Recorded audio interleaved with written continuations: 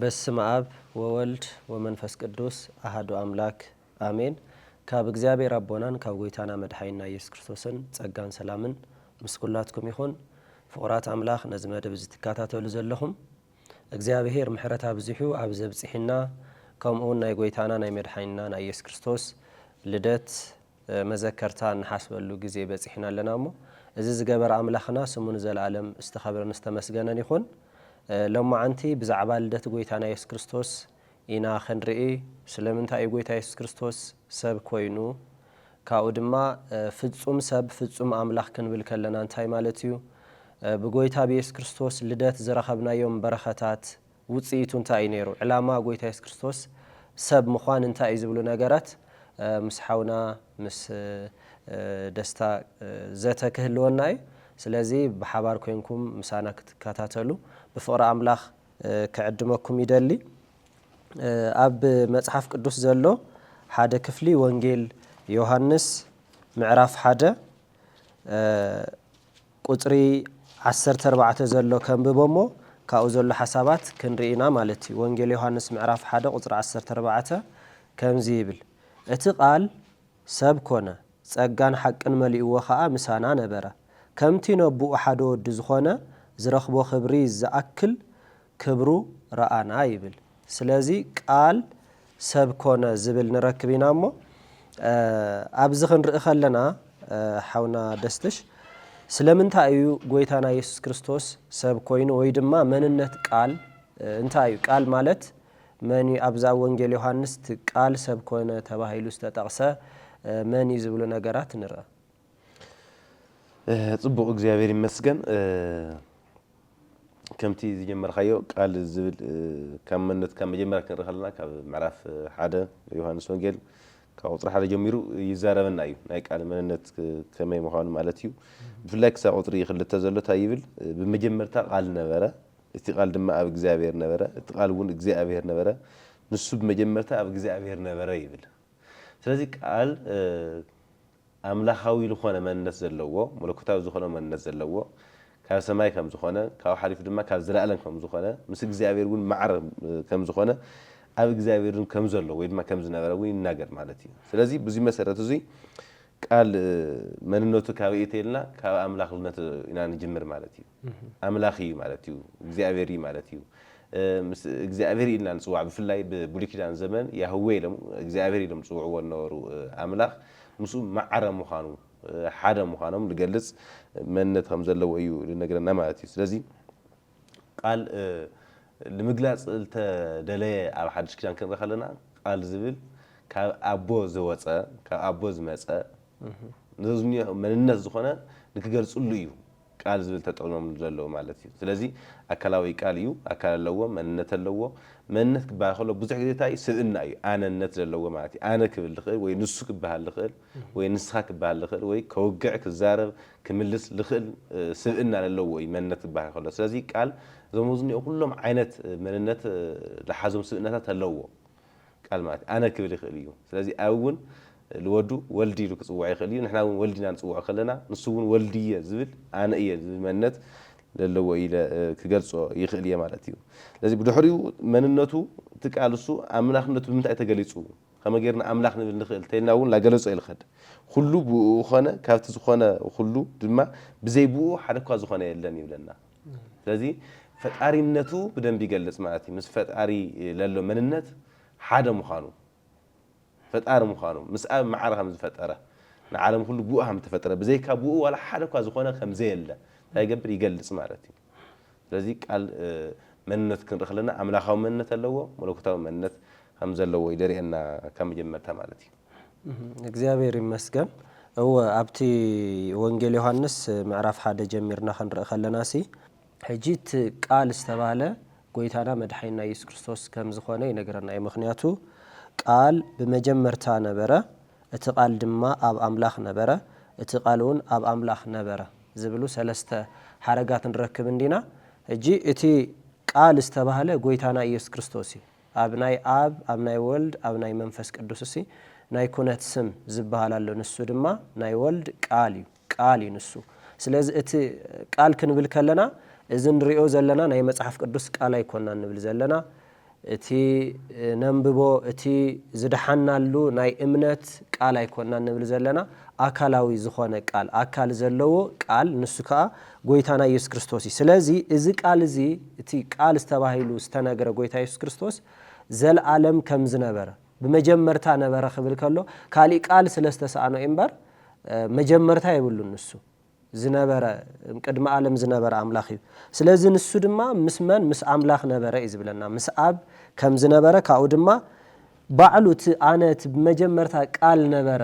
እቲ ዘለዓለማዊ እዩ ቀዳማዊ እዩ ዝብለኩም ዘለኹ ጎይታና ኢየሱስ ክርስቶስ እሲ ኣምላኽ እዩ ዝብለና እቲ ቃል እውን ኣምላኽ ነበረ እዩ ዝብለና። ስለዚ ኣብዚ ቅድሚ ካብ ድንግል ምውላዱ ዝነበሮ ዘለዓለማውነት ቀዳማዊ ምዃኑ ዘለዓለማዊ ዝነበረ ኣምላኽ ምዃኑ እዩ ዝነግረና። እዚ ቅድሚ ሰብ ምዃኑ ዝነበሮ ማለት እዩ። ንሱ ብቅድሙ ኣብ ኣምላኽ ነበረ እዩ ዝብለና። ኣብ ኣምላኽ ማለት ምስ ኣብ ዝነበረ እዩ። እዚ ዘለዓለማዊ ኣምላኽ እዩ ዝብለና። ካብኡ ብኡ ኩሉ ተፈጥረ ካብቲ ዝተፈጥረ ዘበለ ድማ ብዘይካ ብኡ ሓንቲ እኳ ዝተፈጥረ የልዎ ይብል። ስለዚ እዚ ኣምላኽ እዚ ኩሉ ነገር ዝፈጠረ ኩሉ ነገር ዝገበረ ፍጥረት ኩሉ ኣብ ኢዱ ዝሓዘ እዩ። ከም ሓደ ተራ ህፃን ወይ ከም ሓደ ተራ ሰብ ዝተረኽበ ኣይኮነን። ዘለዓለም ዝነበረ ብዙሕ ግዜ ማለት ሲ ጎይታና ኢየሱስ ክርስቶስ ኣብ ቤተልሔም ህፃን ኮይኑ ኣይኮነን ከንሓስብ ዘለና። ንሱ ግን ቅድሚኡ ዝነበረ ህይወት ዘለዓለማዊ ከም ዝኾነ ማለት ቤተልሔም ሲ መጀመርታ ጎይታ ኢየሱስ ክርስቶስ ኣይኮነትን ብስጋ ዝተገልጸሉ ካብ ድንግል ዝተወልደሉ እምበር ቅድሚ ቤተልሔም ዝነበረ ዘለዓለማዊ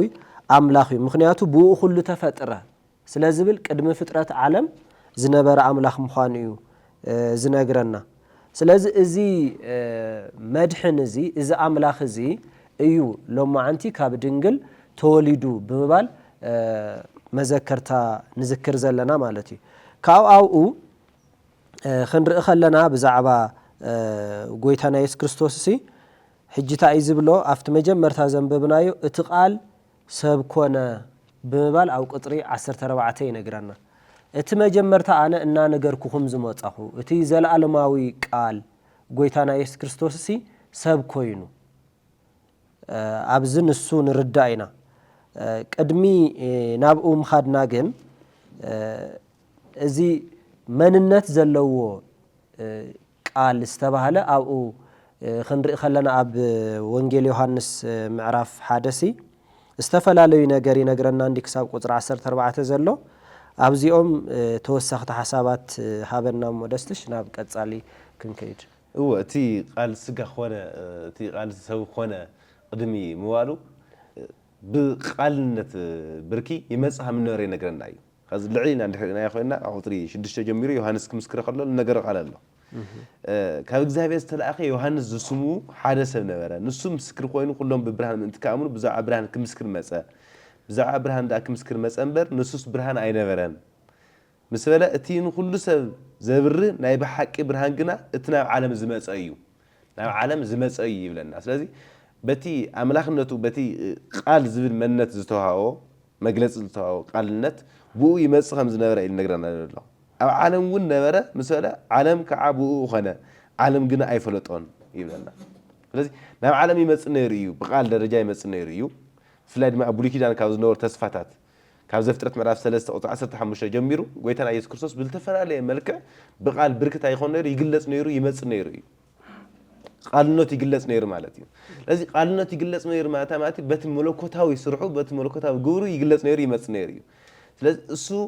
ምስ ተወደአ እዩ ኣብ መወዳእታ ኮይኑ ሰብ ኮይኑ ልለና ኣሎ ማለት እዩ። ስጋ ኮይኑ ልለና ኣሎ ታይማ ነይሩ ተይልና በቲ ቃል ዝነበረ ካብ ዘለዓለም ዝነበረ መንነት ብኡ ይግለጽ ነይሩ እዩ። ናብ ዓለም ይመጽእ ነይሩ እዩ ይመጽእ ነይሩ ሎሚ ድማ ኣብዚ ሕዚ ነኽብሮ ዘለና ልደት ንሓስቦ ዘለና መዘከር ንገብሮ ዘለና በዚ መዓልቲ እዚ ድማ እንታይ ኮይኑ ተገሊጹ ማለት እዩ። ፍጹም ሰብ ኮይኑ ኣብዚ ምድሪ እንታይ ኮይኑ ተገሊጹ ቅድሚኸ ናይ ቃል መንነት ነይርዎ ካብ ዘለዓለም ማለት እዩ። ስለዚ ይመጽእ ነይሩ ምስለና ድሕሪ 11 ናብቶም ናቱ መጸ እቶም ናቱ ግና ኣይተቐበልዎን ይብለና ማለት እዩ። ሕዚ ግና ብኣካል ብስጋ እንታይ ኮይኑ ናብቶም ናቱ ዝበሃሉ ናቶም እስራኤላውያን ዝኾኑ ዘርኢ ኣብ ብሉይ ኪዳን ዝተዋሃቡ ደቂ እግዚኣብሔር ዝተባሃሉ እስራኤላውያን نبعاتهم مستقلسة نبعاتهم موصيو مالتيو سلازي قدمي سو خوينو مبالنا نورا مننتاي زلال ما مننتي مالتيو دلان يوحنس ملاف شمن تقول كنا قلنا خلو قويتنا يسوع كريستوس مس فريساوان كراهار خلا قدم ابراهام من قارو منوارو كنغرم خلا دنقيصم يم هم غير خاص خود 5 عامت كل ملأ خاص عاملها قدم ابراهام نير تفيد مسولا اي ابراهام شو تاغيرني ريني نعيري وانت خوني تحقيسيو بمال غليص وي سلاذ قدم ابراهام نور مننتا ايتلنا بخم تخز بسقال تغلصلو سو خوينو نولو زمن كيخونس ፍጹም ለሆነ አምላክነት መለኮትነት ዘለው ካብ ዘላለም ነራቃል ይግለጽ ከም ነብረ እዩ ልነግረና ማለት እዩ እግዚአብሔር ይመስገን او ابዚ ኣብቲ ዝራአናዩ ኣብ ዓለም ነበረ ዓለም ከአብኡ ተፈጥረት ዓለም ግና አይፈለጦቶን ናብቶም ናቱ መጸ እቶም ናቱ ኸ አይተቀበሉዎን ይዝብል ስለዚህ መጽኡ ይዝብለና ማለት ዝኾነ ሰብ ናብ አምላክ ናይ ምቅራብ ዓቅሚ የብሉን ኩሉ ግዜ ስጉምቲ زوسد أملاخي ولا حدث أناس نأملاخ دليل رخيبه كبل أي كلم أملاخي أبتزلوا دليل زرخبو حجون أبز مجمرتا سقومت زوسده بعلو إجزابيرين حدا ودو بملأخ نتز تفع عالم نتز ودق عالم رخيبه مالتي سلازة أبز نرئتايو كل جزء زمت كل جزء زدلي كل جزء اتمثال الزرقح كاب سماء إنبر نحنا يكونن مثال زرقحنا أملاخ كنرخبو نخيل أبز سقومت خلنا أملاخ بعلو اتولد اتقويتانا مدحينا يس كريستوس كم زمت نابز عالم زيجن بزحزن نابتو مناتو ماتيو اتو مناتو زتباهلو بسقا إسرائيلاوي ስለዝኾነ ክቅበሉ አይኳሉን ያውም ክሳብ ዝስቀል ስጉምት ክሳብ ክንዲ ዝኸዱ ንሳቶም እዮም ድሓር ግን ኣብዚ አየብቅዕን ዮሐንስ እንታይ ዝብለና ነቶም ዝተቀበልዎ ዘበሉ ብስሙን ዝኣምኑ ኩሎም ግና ውሉድ አምላክ ክኾኑ ስልጣን ሃቦም ይዝብል ስለዚህ ታይ ኣብዚ ዘይ አመኑ ዘይ ተቀበሉ ነይሮም አምላክነቱ ዘይ ተቀበሉ كم تعنتو تبلو زنبر كأنا قدم أبراهام نيرة كبلهم كلوس جنا زود 30 عامت زي ما الإس كما يلوهم يبلنا يلوم كحسب خلوا بخمس خونة كواس يتقبلوهم نيرهم جن أنت تقبل كايو ولد النت ذهبك سلطان زلوا ولد النت نايزل عالم هيوت عرفت زخانة ذهبك مخاني نجرناي كاو زي مسرعنا اسكي كريستوس سب كوينو مالت سب كوين خنبل كلنا فتصم سب فتصم أملاخ إلنا عندنا نأمن كما يناي كريستوس تواهدو نتسي تواهدو خنبل كلنا بخما كريستوس فتصم سب فتصم أملاخ نبل زلنا هو فتصم أملاخ فتصم سب مالتنا بتلعنا يو تقصك نرخلنا قال نيرو دحريو لا سنة حون مسألة نقرنا الله سلازي قالن سجان ويما ملكوتاوي بحري زلون سبنتاوي بحري الحزن أكل خميلي توحيدو خميلي حدا قويتا يسوع كريستوس ينانسو على لنا لازم خلوا حدا يو قويتا لنا يسوع أنا كريستوس أنا نسو حدا يو لازم خمجر خلت أكل بحريات بتوحدنا نتخمجرو حدا كسوع خيلو تقولنا كم جمرة كمولا دون خينا كانوا قاسم راف حدا نحرينا خينا كمولا لجميرنا خمايو زيافير قويتنا يسوع كريستوس كابدنجل لكس الناس لكولاد لجور عبي مستير خميت لنا لوكاس معرف حدا كعب 16 جميرنا كرر خلينا بزح مبرهر كوها ويخلي جن دحسسنا كنا حلف خلينا اكثر 13 مونتيل لو كندر نخينا طيب بشرشا ورحي ملاخ جبريل نازريت نابت البحر كتما جليلا كاب على داوود زخونه يوسف نزبال سنا استحصيت نا حنتي دنجر كاب اغزابير تلاخه سمتا دنجر خا مريم يبال اتي ملاخ نابتا نسا زلات اتيو او مول تصغا دس يبلخي اغزابير مساخيو نسخي كاب انس تبارخي خبل انس دما مسرعياتو بتقالو دنجصت كمي زبل سلامتا يلاون حسبت اتي ملاخ او مريم ود اغزابير موغس رخيف خمو اي تفرحي انه كتصنسيخي ودون كتولديخي سمو دما يسوع كتوري اخي زيان منيا دنجليا من معايت ركب زي بلا من معايت مسواي من معايت ركب لي بلا قالن سيت مالتي لذي زي نجار زي تباهيلا تصنسيخ ود توليخ سمو يسوع نسو عبي كوني ودلع لغزابيرون كباليو غزابير املاخ دما زفان ابو داويت كويو لذي اتي زولد كمني كابدنجيو زولد الله كابدنجل تصنيسو كولديو جن ودتا دنجر وي ود سب طرح كبالي خوني الحسب لله نجار زي ود مني ود غزابير ልብለለለ ካብ ሰበይቲ እዩ ግን ወዲ መን እዩ ወዲ እግዚአብሔር እዩ እግዚአብሔር አምላኽ ዝባል ዝፈነቡ ዳዊት ክወዩ ንሳ ቤት ያይቆን ዘዓለም ክነግስ እዩ ንመንግስቱን ወዳታ ይብልን በላ ማርያም ድማ ነቲ መልአኽ ኣነ ሰብኣይ ኣይፈልጥን እዚ ነገር እዚ ከመይ ይኸውን በለቶ እቲ መልአኽ መሊሱ ከምዚ በለ መንፈስ ቅዱስ ናባኽ ከዚ ኣብዚ እቲ ስራሕ ልጅመር ዘሎ ቃል ክመጽ እዩ ድሕሪ ከመገይሩ እዩ ምስ ሰብነት ክወሃድ ዝብል መንፈስ ቅዱስ ናይ ባዕሉ ብፅሕ ተባሂሉ ኣሎ ናይ ባዕሉ ስራሕ ክሰርሕ ማለት እዩ ለኣኺ እግዚአብሔር ኣብ እዩ ተለኣኺ ወልዲ እዩ ዝሰርሕ ድማ መንፈስ ቅዱስ እዩ ማለት እዩ ስለዚ ናይ ስላሴ ስራሕ ኣብዚ ተገሊጹ ኣሎ ኣብ ተዋህዶ ናይ ስላሴ ስራሕ ዓብይ ኣስተዋጽኦ ኣለዎ ማለት እዩ እንታይ ይብል መንፈስ ቅዱስ ናባኽ ክመጽ እዩ ሓይሊ ልዑል እግዚአብሔር እውን ከጽለኪ እዩ ስለዚ እቲ ካባኽ ዝውለድ ቅዱስ እዩ ወዲ እግዚአብሔር እውን ክበሃል እዩ ኣብዚ ዓበይቲ ነገራት ክንርኢ ንኽእልና تنا مجمرة منفس قدس ناخ كمسيو لما تسألوا له علامات أيو حيل الجزائر تجبر كسلليو كسللكيو مثل التاي مالتيو نمن تأيو مثل الجيو لون نجارات كمسيو مالتيو دنقل مريم خمتي نفوت سبز خنا كله كحدا عليتيو لو كول داي يبلي تزول الكباخي قدس لازم فتصم سو خين كل الخلا مستفتصم عمل أخنته زواهر قدسنا منفس قدس صريحي مالتي ስለዚህ ቅዱስ ወዲ እግዚአብሔር እውን ክበሃል እዩ እነሆ እታ ዘመርኪ ኤልሳቤጥ መሰለ ድሕሪ መራገጥ የምጸላ ማርያም ነዚ ነገር እዚ ከመይ ክኾን ይኽእል ድንግል ክትጸንስ ኣይትኽእል ብዘይካ ሰብኣይ ማለት ተገይሩ እውን ይፈልጥ ዓለም ድሕሪ እውን ተገበረ ስለዚ ከመይ ገይሩ ክኾን ይኽእል ዝብል መራገፂ ይህባ ማለት እዩ ኣብ እርጋና ወዲ ጠኒሳ እታ መኻን ዝተባሃለት እዚ ሻድሻ ወርሓ እዩ ንእግዚአብሔር ዝሰኣነ ነገር የለን ማርያም ድማ ንዮሐና ባርያ እግዚአብሔር እየ ከም ዝርኻኒ ይኹነለይ ማለት ድሕሪ ኮይኑ ማለት እዩ ስለዚ ኣብ ስራሕ እዚ ቃል ስጋ ኮይኑ ኣሎ ተዋሂዱ ኣሎ ፍጹም አምላኽ ፍጹም ሰብነት አይሆን ተገሊጽ ኣሎ በጣም ገርም ቅድም ትብሎ ነይርካ ህፃን ኮይኑ ይኾና እንሪኦ ህፃንነት ይኾና እንሪኦ እሱ አምላኽ እዩ መለኮታዊ ቃል እዩ አካላዊ ቃል እዩ ጌታና ኢየሱስ ክርስቶስ ስለዚህ ነዚያ መረጋገጽ ኳስ ሓንቲ ጥራሕ ካብ ኢሳይያስ ገሊጸ ክሓልፍ የማለት ኣብ ትንቢተ ኢሳይያስ ምዕራፍ 9 ከምዚ ዝብል ቃል ኣሎ ቁጥሪ 6 ማለት እዩ ትንቢት እዩ ጌታና ኢየሱስ ክርስቶስ ልኩለድ ዝተዋበ ትንቢት እዩ እንታይ ይብለና ኢሳይያስ ምዕራፍ 9 ቁጥሪ 6 ህፃን ተወሊዱልና ወድውን ተሂቡና እዩ ብዙሕ ግዜ ናይ ኢሳይያስ ትንቢት ክነጽንዕ ከለና ከም ዝኾነ ነገር ኢለው ኢሳይያስ ከም ዘሎ ማለት እዩ ናይ ልደቱ ናይ መስቀል እውን ተናገረ ነብይ እዩ ስለዚ ከም ዘሎ ከም ዝነበረ ሓድሽን ኮይኑ ይገልጽ ንዑዮም ሓደ ግዜ ደረቕ ሓድሽን ተባሂሉ ጽዋዕ ብስነ መለኮት ተማሃሮ ማለት እዩ ስለዚ ህፃን ተወሊዱልና ወድውን ተሂቡና መሰለ ህፃን ኢሉ ወድውን ኢሉ ጾትውን ገሊጽ ወላ ወድውን ተባሂቡና እዩ ስልጣን ከዓ ማእገር ክኸውን ይምሰለ ስሙውን ዘደንቕ መኻሪ ሓያል አምላኽ አቦ ዘለዓለም ሓለቓ ሰላም ተባሂሉ ክጽዋዕ እዩ ህፃን ኢልኻ ብላዕሊ ኣብ ታሕቲ ዓብይ አምላኽ ትብል ትኽእል ናይ አምላኽነት ህፃንነት እንሄ ድዩ ናይ አምላኽነት ምንኣስ ምዕባይ ኣሎ ድዩ አምላኽነት ብኸይዲ ልዓብድ እዩ ኣይኾነይ ስለዚ ህፃን ድብል ወዲ ልብል ብሰብ ማንነት ልግለጽ መለኮታዊ ቃል ምዃኑ ይገልጸልና ኣሎ አምላኽ ምዃኑ ድማ ታሕታይ ኢልዎ ኣሎ ስሙውን ዘደንቕ ሓያል አምላኽ ኢልዎ ኣሎ ምስ ኣብ ማዕረ ዝኾነ ምስ ያህዌ ማዕረ ዝኾነ ሓደ ዝኾነ አምላኽ ምስ ሰብነት ይኾን ተዋሂዱ ስለዚ ዓብይ ዝኾነ አምላኽ ህፃን ተዋሂዱ ወዲ ተዋሂዱ ጾታ ወፂእዎ ብምንታይ ብሰብነት ማለት ስለዚ ፍጹም አምላኽ ፍጹም ሰብ እዩ ጌታና ኢየሱስ ክርስቶስ ክልቲኡ ባህሪ ክልቲኡ መንነት ኣብ ሓደ ዝሓዘ እዚ ድማ ብምንታይ ብተዋህዶ እዩ ተዋህዶ ማለት እሱ እዩ ብዙሕ ሰብ ተዋህዶ ናይ ሃይማኖት ትካል ገብረ ይኽእል እዩ በቲ ኸዘብ ዘመን ኣይለለና ዘመን ማለት ተዋህዶ ግን ናይ መጽሓፍ ቅዱሳዊ ትምህርቲ እዩ ተዋህዶ ማለት ናይ ኢየሱስ ክርስቶስ መንነት እዩ ፍጹም አምላኽነቱ ፍጹም ሰብነቱ ሓደ ዝኾነሉ መንነት እንታይ እዩ ተዋህዶ መግለጽ ዝተገበረሉ ብኣቦታት እውን ተዋህዶ ልብል እዮም ሂቦምዎ ስለዚ ተዋህዶ ላብ ክልተይ ትገብሮይ ላብ ሰለስተይ ትገብሮይ ወይ ላብ ዘረይ ተወርዶይ ፍጹም ዝኾነ ሓድነት ሒዙ ብሓድነት ክትሪኦ ከለኻ ጎይታና ኢየሱስ ክርስቶስ ኢልካ ብሓደ ልትጽውዖ እዩ ፈላሊኻ ልትጽውዖ ይኾነ ማለት እዩ እግዚአብሔር ይመስገን ወተዋህዶ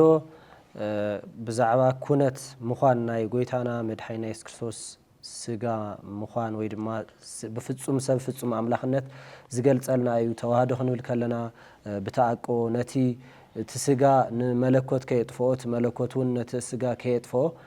ብተኣቆ ንብሎ ኣስተምህሮ እዩ ስለዚ ብዛዕባ ክርስቶስ ፍጹም አምላኽነት ፍጹም ሰውነት ዝገልጸልና ቃል እዩ እዚ ኢልና እስኪ ስለምንታይ እዩ ጎይታና መድሓኒና ኢየሱስ ክርስቶስ ሰብ ኮይኑ ዝብሉ ነገራት ክንርኢ ማለት ሕጂ እቲ ቃል ዘለዓለማዊ ከም ዝነበረ ካብኡን ብተዋህዶ ካብ ድንግል ከም ዝተወልደ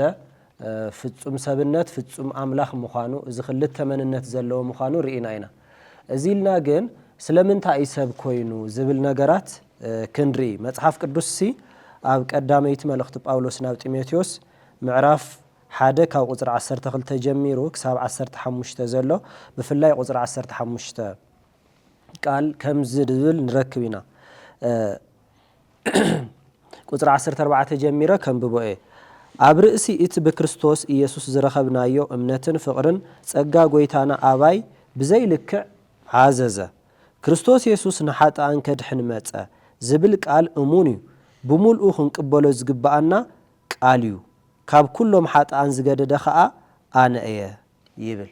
ስለዚ ኣብ ቁጽሪ 15 ክርስቶስ ኢየሱስ ንሓጣን ከድሕን መጸ ዝብል ቃል ንረክብ ኢና ስለምንታይ ጎይታ ኢየሱስ ክርስቶስ መጽዩ ክንብል ከለና ንሓጣን ከድሕን እዩ እቲ ዋና ኣድራሻ ገይሩ ዝመጾስ ነዚ ዝወደቐ ዓለም ነዚ ሓጢአተኛ ዝኾነ ዓለም ካብኣቶም እኳስ ኣነ ሓጥእ እየ ኢሉ ዝዛረብ ዘሎ ቅዱስ ጳውሎስ እዩ እቲ ሰለስተ ሰማያት ሓሊፉ ኸይዱ ዝተባህለ እቲ ቡልያት መጽሓፍቲ ኣጸቢቑ ዝፈልጥ እቲ ልዕሊ 14 ዝኾኑ መልእኽታት ዝጸሓፈ ሐዋርያ ቅዱስ ጳውሎስ እዩ ኣነስ ሓጥእ እየ ጎይታ ኢየሱስ ክርስቶስ ንዓይ ኣድራሻ ገይሩ እዩ መጽዩ ብምባል ዝዛረብ ስለዚ ማንም ሰብ ኣብዚ ክሓስቦ ዘለዎ ጎይታ ኢየሱስ ክርስቶስ ንዓይ ኣድራሻ ገይሩ እዩ መጽዩ ንዓይ ክብል እዩ መጽዩ ኣነ ብዘይ ክርስቶስ ባዶ እየ ሓጥእ እየ ንዓይ ልዩ መጽዩ ኢሉ ክሓስብ ኣለዎ ዝመጸሉ ዕላማስ ንኻሊእ ኢሉ ኣይኮነን ዝኾነ ሰብ ናብዛ ምድር እዚኣ ክመጽእ ከሎ ንዝኾነ ዕላማ ኣነ ተወሊደ ወይ ድማ እዚ ዕላማ ኣለኒ ኢሉ ክሓስብ ይኽእል እዩ ክርስቶስ ግን ናብዛ ምድር እዚኣ ዝመጸላ ዕላማ ኣብ ክንዳና በጃ ኮይኑ ስለና ንኽመውት ንሃትና ዋጋ ሓጢአት ንኽኸፍል ንኣነ ድማ ናይ ዘለዓለም ህይወት ንኽህበና እዩ እዚ ነግረና ኢና ስለምንታይ እዩ ጎይታ ኢየሱስ ክርስቶስ ሰብ ኮይኑ ዝብሉ ነገራት ንሱ ንራ እወ ከምቲ ዝበልኻዮ ኣብ ጢሞቴዎስ ዝገለጽኻዮ ንሓጣን ከድሕን ከም ዝመጸ ገሊጹ ኣሎ ጳውሎስ ብትክክል እውን ብባዕሉ ብቀጥታ ንዓይ ከድሕን መጽኡ ብውልቀና እውን ክንብሎ ዝግበአና ነገር ማለት እዩ ስለዚ ብዙሕ ሰብ ዝጽገመ ምንታይ እዩ ብሓፈሻ ሰብ ዝገብሮ እዩ ከም ህዝቢ ይገብሮ ኣብ ምቕባል ብፍላይ ማለት እዩ ስለዚ ንዓይ ከድሕነን እዩ መጽኡ መድሓኒ ዓለም እዩ ብትክክል እዩ ንዓለም ከድሕን እዩ መጽኡ ጎይታና ኢየሱስ ክርስቶስ ግን ንዓይ እውን ምባልና ሓደ ምስክርነት እዩ ማለት እዩ ንዓይ ከድሕን እዩ መጽኡ ክንብል እኒአና ማለት እዩ ስለዚ መጀመርታ ገና ካብ ማቴዎስ ምዕራፍ 1 ክንርኢ ከለና እቲ ትንቢት ክፍጸም ከሎ ድንግል ከም ዝጸንስ ከም ትወልድ ክፍጸም ከሎ ዮሴፍ እውን ምስክር ኮይኑ ክረአ ከሎ ንምንታይ እዩ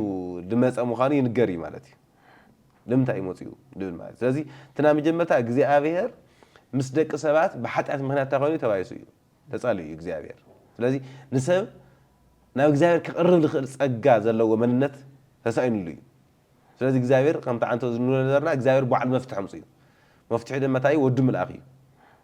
ንጎይታና ኢየሱስ ክርስቶስ ፍጹም መለኮትነቱ ምስ ፍጹም ዝኾነ ሰብነት ኣዋሃይድኻ ናብዚ ዓለም እዚ መልኣኽ እዩ ማለት እዩ ስለዚ ክመጽእ ከሎ ገና ካብ መጀመርታ ኣብ ማቴዎስ ምዕራፍ 1 ካብ ስሙ ጀሚሩ ክነግረና ከሎ ይብለና ማለት እዩ ካብ 18 ክሳብ 4 ክሳብ 25 ይቕጽል እዩ ግን ታዘለኹ ኣነ ብዋናነት ካብ ቁጥሪ 21 ዘላ እያ ወዲ ክትወልድ እያ ይብል ነታ ድንግል ማለት እዩ ንሱ ንህዝቡ ካብ ሓጢአቶም ከድሕኖም እዩ እሞ ስሙ ኢየሱስ ክትብሎ ኢኻ ይብል ክትወልድ እያ ክውለድ እዩ ግድን እዩ እዙይ እግዚኣብሔር ዘቐመጠ ስለዝኾነ ንምንታይ ገና ካብ ኢሳያስ ምዕራፍ 7 ቁጽሪ 14 ዝተነበየ ትንቢት ስለዝኾነ ድንግል ክጸንስ እያ ወዲ እውን ትወልድ እያ ስሙ ድማ ኣማኑኤል ክበሃል እዩ እግዚኣብሔር ትርጉም ድማ እንታይ ማለት እዩ እግዚኣብሔር ምሳና ክኾን እዩ ዝብል ትንቢት ተፈጺሙ ኣሎ ስለዚ እግዚኣብሔር ምሳና ክኾን እዩ ብመን በቲ ዝውለድ ስለዚ እቲ ዝውለድ ህፃን እቲ ዝውለድ ጎይታና ኢየሱስ ክርስቶስ እግዚኣብሔርን ሰብን ዝራኸብ ኮይኑ ይኩለል ማለት እዩ ተወሊድና እውን እዩ ርኢናዮ እውን ኢና ሰባት ምስ እግዚኣብሔር ዝተዓረቁሉ መንገዲ ክርስቶስ ኢየሱስ ምዃና ኣብ ህይወትና እውን ምስክር ኢና ሐዋርያት እውን ቶም ብዓይኖም ዝረኣዩ ብእዝኖም ዝሰምዑ ቶም ዝዳሃሰስዎ ምስኡ ዝበልዑ ምስኡ ዝሰተዩ እውን ሪኦም እዮም ረኺቦም እዮም ስለዚ ክውለድ ከሎ ገና እንታይ ተባሂሉ ንህዝቡ ካብ ሓጢአቶም እንታይ ገሮም እዩ ከድሕኖም እዩ ንህዝቡ ብቐዳምነት እስራኤላውያን እዮም ፍሉጥ እዩ እዙይ ብድሕሪ ድማ ህዝቡ ክበሃል ከሎ ድማ ብክርስቶስ ዝኣመኑ ኩሎም ኣብ ዓለም ዘሎ ኩሉ ህዝቢ እንድሕር ብክርስቶስ ኣሚኑ ኮይኑ ካብ ሓጢአት ናይ ምድሓን ክእለት ዘለዎ መሲሕ ይልመጽ ኣሎ ማለት እዩ ስለዚህ ገና ክውለድ ከለታ ተባል ካብ ሓጢኣቶም ከድሕኖም እዩ ስሙ መን ትብለካ ኢየሱስ ካብ ስሙ ጀሚሩ እንታይ መድሓኒ ኮይኑ ይመፅኡ ክውለድ ከሎ ገና መድሓኒ ኮይኑ ተወሊዱ ኣሎ ንኡ እውን ኣብ ማቴዎስ ምዕራፍ 2 እውን ክንርኢ ከለና ካብ ቁጥሪ 8 ጀሚሩ እንታይ ተባሂሉ እቲ ጎይታ ክርስቶስ ዝኾነ ንሱ እቲ መድሕን ኣብ ቤተልሔም እንታይ ኮይኑ ተወሊዱልኩም ኣሎ ተወሊዱልኩም ኣሎ ተባሂሉ እንታይ ተወሊዱልና ኢልና ልክንኣምን እዩ ንምንታይ ተወሊዱ ኣብዚ ዓለም እዚ ዝኾነ ናብራ መስሪቱ ወይ ብውልቁ ኣብዚ ክነብር ይኾነ ይመፅኡ ጎይታና ኢየሱስ ክርስቶስ ንዓና እዩ ተወሊዱልና ሓደ ሰብ ክውለድ ከሎ ተወሊዱ ወዲ ወሊዶም ጓል ወሊዶም ተባሂሉ ክዕለል ክሕጎስ ይኽእል እዩ ተወሊዱልኩም ተባሂሉ ግን ይንገር እዩ ተወሊዱልና ክንብሎ ንኽእል መን እዩ ጎይታና ኢየሱስ ክርስቶስ እዩ እንታይ ይገብር ሓጢኣት ኩሉ ዓለም እንታይ ይገብር ከድሕን እዚ ዝኾነ ድማ እቲ እግዚኣብሔር ብነቢይ እንሆ ድንግል ክፀንስ ወዲ እውን ክትወልድ ስሙ ዓማኑኤል ክበሃል ትርጉም ድማ እግዚኣብሔር ምሳና እዩ ዝበሎ ክፍፀም እዩ ተፈፂሙ ማለት እዩ ስለዚ ጎይታና ኢየሱስ ክርስቶስ ክውለድ ከሎ ዝተፈፀመ ሓደ ዓብይ ነገር እንታይ እዩ እግዚኣብሔር ምሳና ኮይኑ እግዚኣብሔር ምሳና ኮይኑ እዩ ሕዚ እግዚኣብሔር ከዚ ብርሑቕ ኣይንሪኦ እዩ ከጥፍአኒ እዩ ክቐትለኒ እዩ ከሳጎኒ እዩ ክቐስፈኒ እዩ ዝበሃል ነገር ተሪፉ እዩ ከዚ ንምንታይ ጎይታና ኢየሱስ ክርስቶስ ኮይኑ ተወሊዱ እዩ ጎይታና ኢየሱስ ክርስቶስ ተወለደሉ ሓጢኣት ናይዚ ዓለም እዚ ኩሉ እንታይ ገብር ከድሕነና እዩ ናይ ሓጢኣት መድሓኒት ኮይኑ ተወሊዱ ሰብ ኣብ ዓለም ሓሚሙ ክሕከም ይኽእል እዩ መድሓኒት ዝተፈላለዩ ክረክብ ይኽእል እዩ እግዚኣብሔር ንደቂ ሰባት ብዝሃቦም ጥበብ ብሕክምና ከይዲ ማለት እዩ ንሓጢኣት ከድሕን ዝኽእል መድሓኒ ግን ክርስቶስ ኢየሱስ ጥራሕ እዩ ስለዚ ሓጢኣቶም ኩሎም ከድሕኖም እዩ እንታይ ኮይኑ ተወሊዱ እቲ ናይ መጀመርታ ክንርኢ ከለና ካብ ስሙ ጀሚርና ማለት እዩ ብስሩ ባዕሉ ግን ጎይታና ኢየሱስ ክርስቶስ ንምንታይ ኢኻ መፂኻ ክባሃል ከሎ እንታይ ኢሉ መስኪሩ እዩ ባዕሉ ጎይታና ኢየሱስ ክርስቶስ ብኣካል ተገሊፁ ሓቀን ይብለና ፍፁም ሰብ ኮይኑ ተገሊፁ እዩ ብመንፈስ ልውጋዕ ልክዓምቲ መለኮታዊ ኣካሉ ብመንፈስ ወይ ብርሑቕ ልውጋዕ ለይኮነስ ብኣካል ተዳሲሱ እዩ በሊዑ ሰቲ እየ ምድሪ ስለዚ ሽዑ ክጥይእዎ ከለዉ ሰባት ክሓትዎ ከለዉ እንታይ ይመልሱ ንምንታይ መፂኻ ትብል ተለና ኣብ ብጣዕሚ ዝገርም ኣብ ዮሃንስ ምዕራፍ 18 ዝገርም ቃል ኣሎ እዚኣ ኢለ ናብ ካሊእ ክንሓልፍ ኢና ዮሃንስ ምዕራፍ 18 ጲላጦስ ክሓቶ ከሎ ከምዚ ይብል ቁጥሪ 37 ማለት እንታይ ይብል ጲላጦስ ድማ እምበኣርከስ ንስኻ ንጉስ ኢኻ በሎ ኢየሱስ ድማ ኣነ ንጉስ ምዃነይ ንስኻ እኳ ትብል ኣለኻ ምስ በለ ኣነ ንሓቂ ክምስክር እየ ዝተወለድኹ ይብል መን እዩ ጎይታና ኢየሱስ ክርስቶስ ኣትገብር ኢኻ መፂኻ እዩ ትሕቶ ኣብዚ ዓለም ትገብር መፂኻ እዩ ትሕቶ ኣሎ ንጉስ ክኾነና ይቀልድዎ ኣለዉ እዮም ንጉስ ክኾኑ መፅኡ ኢሎም ኣይሁዳውያን ስለዚ እንታይ ኢልዎም ኣነ ንሓቂ ክምስክር እየ ዝተወለድኹ ቀዳማይ ንሓቂ ክምስክር እየ ተወሊደ ኢሉ ኣሎ ጎይታና ኢየሱስ ክርስቶስ ሓቂ ኣውያ ነይራ ተሓቂ መፅያ ናበና ሓራክ ተውፀና መፅያ ዝሓቂ እዚ ድማ መን ባዕሉ እዩ ኣነ መንገድን ሓቅን ህይወትን እየ ኢሉ እዩ ዮሃንስ 14:6 ክንርኢ ከለና ማለት ሓቂ ባዕሉ እዩ ስለዚ ሓቂ ክምስክር እየ መፅየ ምስ ዝተወለድኹ ምስ በለ ምእንቲ እዚ እውን እየ ናብ ዓለም ዝመፃኹ ካብ ሓቂ ዝኾነ ኩሉ ከዓ ቃለይ ይሰምዕ እዩ ኢሉ መለሰሉ ምእንቲ እዚ እየ ናብ ዓለም ዝመፃኹ እንታይ ይገብር ክስቀል ምዕራፍ 18 ዮሃንስ ወንጌል ኣብ መስቀል እዩ ዝዘጋጀለ ኣሎ ክስቀል እየ መፅየ ክሞት እየ መፅየ ንምንታይ ሓጢኣት ዓለም ኩሉ እንታይ ይገብር ከርሕቕ ሓጢኣት ዓለም ኩሉ እንታይ ይገብር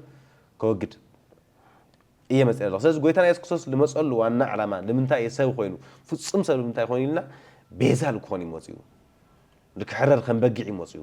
ልክስቀል ደሙ ከፍስስ ስጉ ክቆርስ ይመፅኡ ንምንታይ ተኢልና ናይ ዓለም ሓጢኣት ኩሉ ንምድሓን ስለዚ ላብትና መጀመርታ ለልዕልና ቃል ክንምለስ ከለና ዮሃንስ ምዕራፍ 1 ማለት እዩ ቁጥሪ 11 እሱ እዩ ነቶም ዝተቐበልዎን ብስሙ ዝኣመኑን ስለዚ ክንቕበሎ ኣለና ግድን እዚ ንሓጢኣት ዓለም ከድሕን መፅኡ ዝብል ቃል እሙንን እዩ ብምሉእ ክንቕበሎ ዝግባእን እዩ ዝበለ ዝመስከረሉ ጳውሎስ ንሕና ክንቕበሎ ይግባእ ተቐቢልና ኢና ዘይተቐበልኩምዎ እንድሕር ሃሊኹም ድማ ክትቕበልዎ እዩ ትመለኽትና ጎይታና ኢየሱስ ክርስቶስ ንሓጢኣት ዓለም እዩ ከድሕን መፅኡ ሓጢኣት ዘለና ሰባት ኣለና ኢልና እንድሕንኣምን ኮይና ናብ ጎይታ ኢየሱስ ክርስቶስ ንቕረብ ናይ ዓለም ሓጢኣት ኩሉ ከድሕን ይመፅኡ ዓለም ማለት ነታ ምድር ዘላ ጥራሕ ኣይኮነ ትውልዲ ኩሉ ማለት እዩ ክሳብ ድምለስ ጎይታና ኢየሱስ ክርስቶስ ደጊሙ ክሳብ ድምለስ ክሳብ ፍርዲ ድመፅእ ንሓጢኣት ንምድሓን ተዳልዩ ዘሎ መሲሕ እዩ ጎይታና ኢየሱስ ክርስቶስ ስለዚ ክሳብ ሕዚ እውን ደሙ ትኩስ እዩ ንሓጢኣት ዓለም ኩሉ ንምድሓን ብቑዕ እዩ ማለት እዩ ስለዚ ጎይታና ኢየሱስ ክርስቶስ ንሓጥኣን ዓለም ከድሕን ይመፅኡ ኣነ ናብ ጻድቃን መጻኹ ናብ ሓጥኣን የመፅየ እምበር ኢሉ እዩ ማለት እዩ እግዚኣብሔር ይመስገን እዚ ኢልና ኣብ መወዳእታ ንሪኦታ እዩ ብምውላዱ ዝረኸብናዮ በረኸትስ እንታይ እዩ ዝብሉ ነገራት ክንርኢ መጽሓፍ ቅዱስ ብብዙሕ ይነግረና እዩ ካብ መጀመርታ ክሳብ መወዳእታ ክርስቶስ ዝመፀሉ ዕላማ ወይ ድማ ዝረኸብናዮ በረኸት ዝብል እንታይ እዩ ዝብል ይነግረና እዩ እሞ ሕጂ ብምውላዱ ዝረኸብናዮ በረኸት ኣብ ኤፌሶን ምዕራፍ 1 ካብ ቁጥሪ 3 ክሳብ 14 ዘሎ ምንባብ ይከኣል እዩ ካብኣቶም ግን ዝተወሰነ ክንርኢ ኣብ ቁፅሪ 4 ኣብ ቅድሚ ቅዱሳንን መንቅብ ዘይብለውን ምእንቲ ክንከውን ቅድሚ ምስራት ዓለም ብኡ ሓረየና እዩ ዝብል ስለዚ ክርስቶስ ስለ ዝተወልደ ኣብ ክንዳና ስለ ዝሞተ ስለና እውን ደሙ ስለ ዘፍሰሲ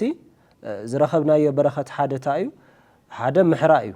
ብኡ እዩ ዝብለና ቅድሚ ምስራት ዓለም ሓሪና እዩ ካብኡ ድማ ቅዱሳንን ነውሪ ዘይብልናን ምእንቲ ክንከውን ቅዱሳንን ነውሪ ዘይብልናን ስለ ዝነበርና ኣይኮነን ዝብለና ዘሎ ነስተውዕል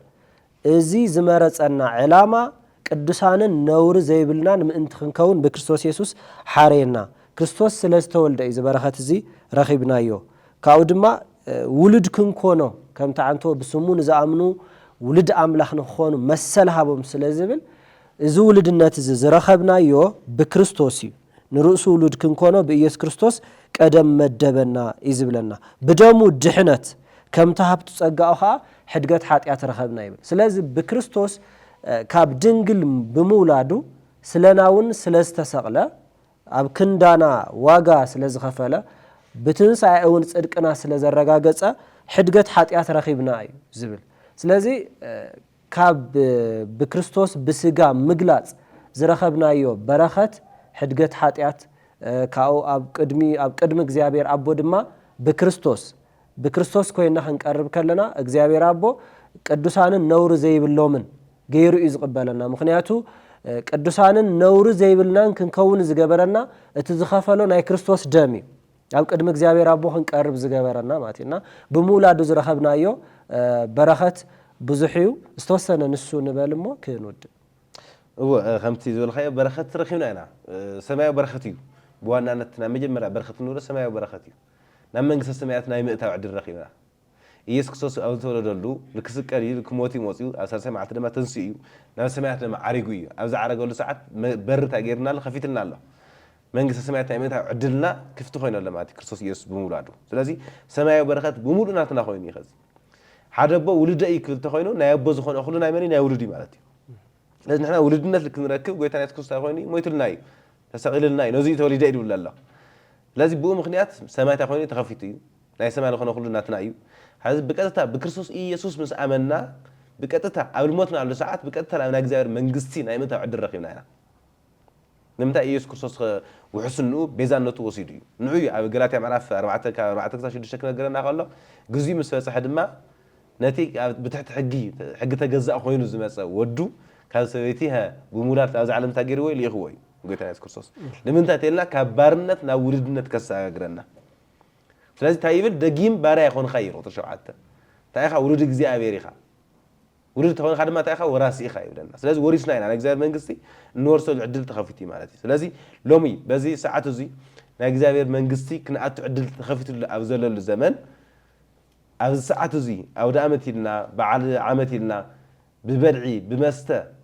بالتفرع ليو نايز عالم زي بلخون نجرات نقولتها أنا إيسوس كريستوس لدت كنا خبرينا أن حسوا كلنا ساعات ذكرنا استوعب الجباء لمتى أنا استوعب الجباء نبلادنا نذكرنا قلتنا يسكت لدت لمتى تولدوا لمتى تولد الليل لمتى تولدنا إن من حسوا لساعات سلخانة زي كنا حسوا الجباء بوزح بدعم بوزح مستن لقيتنا أجزاء من قستيلا بكريستوس يس بمعنى يزلتها سلازي كلنا ما تيوس معرف 10 حدا وتعتها شمنتي جميل كسر 3 زلوا كن ذكر الجباء قلتنا يس كريستوس تايلنا أي مستولده نباي نوع أنا تجوركم إياك أعرفكم إياه لنا لازم بالعي يعرفي مستأ يعرفي نايز علم زي خونو بدرفي بقايرة بالتفاعل ملك خا ناي كريستوس يسلدت مخبار أي يعرفي كعرف الغير بعلو تيجي ولده قويت أنا كريستوس يمعنى لازم كلنا قويت أنا كريستوس نقرب عرفتي لنفسنا كنا ركبنا سلام كنا ركبنا أصالة كنا ركبنا بتحتنا بتعجزن النور الزمن إجزاء كبرنا أيو زي مرختنا أي مالتي إجزاء استمسجنا يخون أب مودعتا نبلو نجار مالت لدات قويتانا يسوع كريستوس كنذكر كلنا نعانا أدراشا جيرو كم زمت سلنا كم استولد سلنا أم مسكال أم مكرا كم استحمششة سلنا كم زموتا كم استنسى زولكنا حسب يجبانا مالت لدات كنقول كلنا بق حاجة هسان توليدو زبل نمحساب بخوم عينة رديت هيكونن زتولد هسانسي جنا كافتا زتولد لا ساعات جميرو ولا كاوسمو جميرو بزعوا موتو نداتا نغرنا يمص ምክንያቱ ስሙ ኢየሱስ ክትብል ኢኽን ሓጣን ስለ ዘድሕን ስለ ዝብል ስለዚ እዚ ክንሓስቦ ዘለና ልደት ክንብል ከለና ምስ ሞት ጎይታና ኢየሱስ ክርስቶስ ምስ ናሃትና ዋጋ ምኽፋል ብምትሓዚና ክንዝክሮ ዘለና እምበር ከምቲ ምብላዕ ምስታይ ኣይኮነን ካብኡ ብተወሳኺ ከምቲ ዓንቶ ንብሎ ዝነበርና ብስሙ ንዝኣምኑ ንዝተቐበልዎ ውሉድ ኣምላኽ ንክኾኑ መሰል ሃቦም ስለ ዝብል ብእምነት ክንቅበሎ ኣለና ማለት እዚ ውልድነት እዚ ብእምነት መቐበሊኡ እምነት እዩ ዝበሃል ብስሙ ብምእማን ብክርስቶስ ኢየሱስ ክትኣምን ከለኻ ኢኻ ውልድ ክትከውን ኣብ ቅድሚ እግዚኣብሔር ከዓ ሞገስ ክትረክብ ናይ ዘላለም ህይወት ክትረክብ ትኽእል ስለዚ ልደት ጎይታና ኢየሱስ ክርስቶስ ክንዝክር ከለና እቲ ካብ ድንግል ዝተወልደ ስለ እዩ ንዓይ ክብል እዩ ተወሊዱለይ ኢልና ክንሓስብ ኣለና እምበር ከምዚ ዝኾነ ሰብ ንኽስቶ ተወሊዱ ዝብል ዓይነታት ተሓሳስባ ዘይኮነስ ኣብ ክንዳይ ንዓይ ክብል እዩ ተወሊዱ ክርስቶስ ኢየሱስ ብምባል ንዕኡ ነቲ ዕለት ኣይኮናን ክንዝክር ዘለና ማለት ዕለት 29 ተሓሳስሲ ፍልይ ዝበለት ካብ ጥሪ 29 ፍልይ ዘብላ ነገር የለን ምንም ዋላ ሓንቲ መጽሓፍ ቅዱስን ኮማይ ዝዘናን ፍልይ ዘብሎ እቲ ፍልይ ዝኾነ ጎይታ ኢየሱስ ክርስቶስ ክንዝክር ከለና ኢናና እዚ እንዳሓሰብና ነቲ ዕለት ዘይኮነስ ነቲ ኩሉ ዝኾነልና ክርስቶስ ኢየሱስ ብምሕሳብ ክንዝክር ክነተባብዐኩም እንደሊ ዝመሃረና ኣምላኽ ኣቦታትና ስሙ ንዘለዓለም ዝተኸበረን ዝተመስገነን ይኹን ጸጋን ሰላም ምስ ኩላትኩም ይኹን